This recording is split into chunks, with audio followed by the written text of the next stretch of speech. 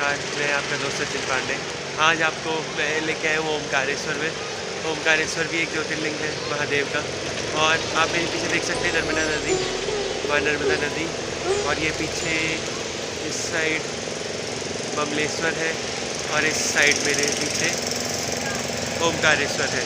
तो आज ये दोनों ज्योतिर्लिंग के दर्शन हम करेंगे।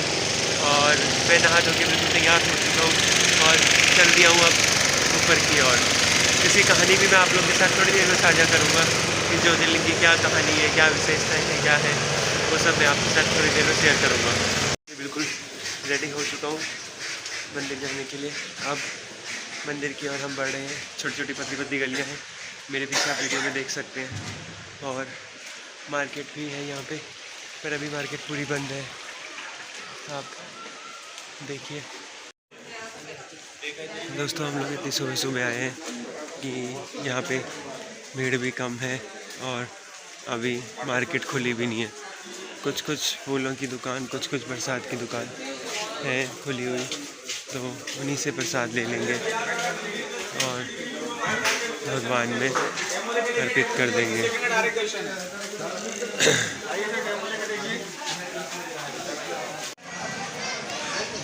देखिए ये मेरे आगे ज्योतिर्लिंग मंदिर, और यहाँ पे लिखा भी हुआ है श्री ओमकारेश्वर ज्योतिर्लिंग प्रवेश द्वार। जूता चप्पल स्टैंड ऊपर है। आप लोगों को मैं सब बताऊंगा कि रूट कैसे है, क्या है, कहाँ से है, तो उसके लिए मेरे साथ बने रहिएगा। ये देखिए यहाँ पे दोस्तों, यहाँ पे भी सर पे, माथे पे महाकाल लिखा दिया। बहुत सुंदर लगता है जब महाकाल सर माथे पे लिखा होता है। जैसे हम मथुरा जाते हैं तो वहाँ पे राधे राधे या कृष्णा कुछ ऐसे लिखा होता है। ये एक अलग ही फीलिंग होती है कि भगवान का नाम हमारे माथे पे है। और मैंने प्रसाद ले लिया है। अब मैं अंदर की ओर जा रहा हूँ। इनके मंदिर की प्रमुख मंदिर की ओर की एंट्री है। बहुत खूबसूरत 4-5 मंजिल का ये मंदिर प्रांगण है। और आज भीड़ बहुत कम है। कल बहुत कम होती है तो बिल्कुल अच्छा मन होता है कि अच्छे से दर्शन हो जाएंगे, अच्छे से हम लोगों को बाबा का आशीर्वाद प्राप्त हो जाएगा। दोस्तों एंट्री ऐसे है, एक बार ही घूमो, फिर दूसरी बार घूमो, फिर तीसरी बार घूमो। और आज भीड़ बहुत कम है, बहुत ही कम है मतलब, तो दर्शन बहुत जल्दी हो जाएंगे। ये नंदी महाराज जी बैठे हुए हैं हमारे, और यही मेन ज्योतिर्लिंग है।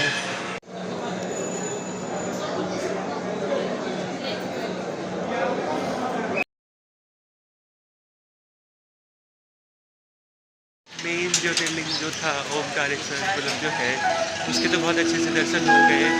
और कुछ देर वहाँ रुकने का भी मौका मिला, मतलब ज़्यादा देर नहीं, 10 सेकंड, 10-15 सेकंड। तो बड़े बड़े जो ज्योतिर्लिंग होते हैं, बड़े बड़े जो धाम होते हैं, वहाँ पे 10-15 सेकंड, 20 सेकंड भी रुकना एक अपने आप में सौभाग्य की बात होती है कि हमने दर्शन करे और बहुत अच्छे से दर्शन हुए। अब हम ममलेश्वर मंदिर की तरफ बढ़ चुके हैं, क्योंकि वो भी करना बहुत ज़रूरी होता है। तो ममलेश्वर मंदिर के भी दर्शन करेंगे। ओमकारेश्वर महाराज के तो दर्शन हो गए, उन्होंने बुलाया और बहुत अच्छे से दर्शन हो गए। पहले जब मैं आ रहा था रास्ते में, तो वहाँ पे मुझे किसी ने बोला कि आजकल नर्मदा नदी में नहाने को अलाउड नहीं है, क्योंकि पानी का जल स्रोत बहुत बड़ा हुआ है। अभी यहाँ पे दुकानदारों से भी बात हुई, उनसे भी पूछा, तो उन्होंने भी बोला कि हाँ, जल स्तर बहुत बड़ा था और बाढ़ जैसे आने के हालात थे। काफ़ी लोग जो उज्जैन आए कुछ टाइम में पहले, तो वो लोग ओमकारेश्वर नहीं आ पाए, क्योंकि बाढ़ की संभावनाएं थी। नर्मदा नदी अपने उफान में थी, बहुत ज़्यादा जल स्तर बढ़ चुका था इस वजह से। तो आज मुझे भी लग रहा था, मैं घर से नहा के नहीं निकला हुआ था, तो आज मुझे लग रहा था कि आज नहाना नहीं हो पाएगा। आज भोलेनाथ के दर्शन बिगड़ना है ना हो, मतलब ऐसा ना करना पड़े, या कहीं रेस्ट रूम, गेस्ट रूम या होटल लेके मुझे नहाना पड़ेगा। बट ऐसी कृपा थी कि जैसे ही मैं उतरा, वहाँ पे देखा तो कुछ लोग स्नान कर रहे थे नर्मदा नदी में, तो मैंने भी क्या करा, मैंने भी डुबकी लगा ली, खूब मार ली और मस्त नहा लिया। नहाने के बाद वैसे तैयार हो गया। आप देख सकते हैं नर्मदा नदी मेरे पीछे, नर्मदा नदी। ये सेतु है, सेतु क्रॉस करके ही हम लोग अब ममलेश्वर ज्योतिर्लिंग की तरफ जाएंगे। दोनों ज्योतिर्लिंग एक ही है, ममलेश्वर और जो ओमकारेश्वर। बस एक नॉर्थ में है, एक साउथ में है, इतना ही फ़र्क है, बट है दोनों एक ही। तो दोनों को एक ही काउंट करा जाता है, दो काउंट नहीं करे जाते हैं। जब भी आप लोग आएँ तो ये देखिए ऐसे ही है ओमकारेश्वर ज्योतिर्लिंग, ये नर्मदा नदी। और हाँ, मैं ये बोल रहा था जब भी आप लोग आएँ तो दोनों के दर्शन करिएगा। दोनों के दर्शन करने के बाद ही आपको एक ज्योतिर्लिंग कंप्लीट करने का मौका मिल जाएगा। ईश्वर ज्योतिर्लिंग की ओर हम बढ़ चुके हैं, रास्ते में ही है। आज सबसे विशेष बात या सबसे अच्छी बात मुझे लगी कि भीड़ नहीं है और फटाफट दर्शन हो गए। अब ममलेश्वर मंदिर के भी देखते हैं कैसे दर्शन होते हैं, क्या होते हैं और कितना टाइम लगता है। आप लोग जब भी यहाँ पे आएँ तो पहले ओमकारेश्वर जाएंगे, तो ओमकारेश्वर से निकलते ही आपको वहाँ पे बोर्ड मिल जाएंगे कि ममलेश्वर महाराज के लिए यहाँ से जाना है। सेतु पार करते ही, नर्मदा नदी को पार करते ही आप लोग पहुँच जाएंगे। देखिए यहाँ पे भी लिखा है श्री ममलेश्वर मंदिर मार्ग। ये चीज़ यहाँ पे बहुत अच्छी है कि जगह जगह पे चीज़ें लिखी हुई है तो सब पता चल जा रहा है कहाँ पे क्या है, कहाँ पे क्या है। तो आप लोगों को भी जब भी विज़िट करेंगे तो पढ़ते हुए जाइएगा, सब आप लोगों को यहीं पे मिल जाएगा, पता लग जाएगा। जय भोले। देखिए ममलेश्वर मंदिर बहुत ही नज़दीक है, हम मंदिर के नीचे जा रहे हैं। बहुत खाली है, यहाँ से एंट्री है। ये मार्केट भी बंद है, शायद थोड़ी देर में खुलने वाली हो या पता नहीं क्या, बट हम लोग बहुत जल्दी पहुँच गए थे तो मार्केट बंद ही है ऑलमोस्ट। यहाँ पे भी एक घाट है दोस्तों, देखिए गौमुख घाट। यहाँ पे हम लोग स्नान आदि कर सकते हैं।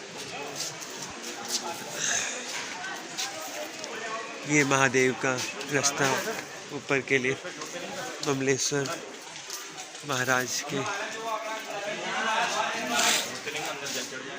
यहाँ पे दो ही मुख्य मंदिर हैं और पीछे आदि शंकराचार्य की एक प्रतिमा बन रही है, बहुत विशाल प्रतिमा बन रही है। अभी वो अंडर कंस्ट्रक्शन ही है। पुराने मंदिरों की बात ही अलग है, मतलब इनका आर्किटेक्चर देख लीजिए, इनकी पत्थरों में जो शैलियाँ बनी हुई हैं, चित्रकलाएँ बनी हुई हैं, कुछ अलग ही बात, अलग ही एक नक्काशी करी होती थी पहले के लोगों में। आज के टाइम पे तो ये सब चीज़ें बहुत दुर्लभ हो गई हैं, देखने को बहुत कम ही मिलती हैं। जो पुराने जगह की चीज़ें हैं वही आज के टाइम पे मिलती हैं या देखने को, वो भी जो संरक्षित करी गई हैं। ये प्रवेश द्वार है। तो दोस्तों देखिए कितना खाली है, मतलब इतनी उम्मीद हम कभी कर भी नहीं सकते कि किसी ज्योतिर्लिंग में आए और इतना खाली हमें ज्योतिर्लिंग मिले और हमारे दर्शन इतने अच्छे से हो। तो ये सब महाकाल की बाबा की कृपा है कि बाबा ने ऐसे टाइम पे बुलाया है जब सब कुछ खाली है। इसमें लिखा भी है मंदिर खुलने का समय पड़ता है 5 बजे है, मध्य भोग 11 बजे लगेगा, 12 बजे तक महादेव का स्नान का समय है 7:30 बजे से 8 बजे तक, अभिषेक 8 से 8:55 तक, शयन आरती 8:40 पर, बंद होने का समय 9:10। तो कृपया करके आप लोग जब भी आएँ तो 9 बजे से पहले आएँ रात्रि के, क्योंकि मंदिर क्लोज्ड मिलते हैं।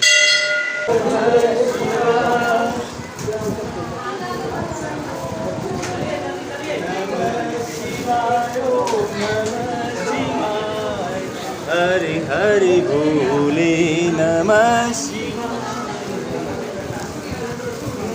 दोस्तों ममलेश्वर महाराज के भी दर्शन हो गए और इसी के साथ मेरा एक ज्योतिर्लिंग पूरा हुआ।